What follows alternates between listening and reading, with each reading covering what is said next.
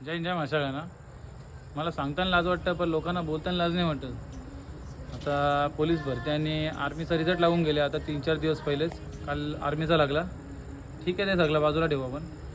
विषयावर मुद्द्यावर बोलू. माझा एक मित्र होता, त्याने आत्महत्या करून टाकली या कारणामुळं.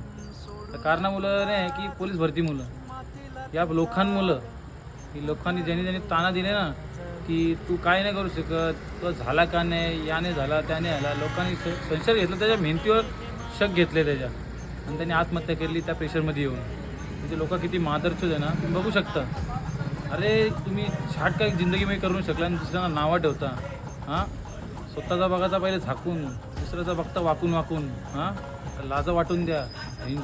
त्याला माहिती आहे त्याची मेहनत, त्याच्या ग्राउंडला माहिती आहे किती मेहनत केलेली आहे त्यांनी, आणि तुम्ही त्याला ताना देता काय नाही झाला, याने झाला. अरे 10वीच्या नंतर ना पोरगा स्वप्न बघतो ना, तो मनापासून बघतोय. दिवस रात्र 4 वर्ष मेहनत खासतोय, अभ्यास करतोय, मेंटली फिजिकली स्ट्रॉंग होतोय, आणि तुम्ही त्याच्या मेहनतीवर शक करता. हां, अरे झाला नाही चल, मेरिट लिस्टमध्ये चुकतं माणूस. कारण की मेरिट लिस्टमध्ये ना लास्टची मेरिट लिस्ट असतं ना, ती हार्ड असतं, की कॉम्पिटिशन एवढे वाढलेत ना की होत नाही. तर तुम्ही त्याला ताना देतात.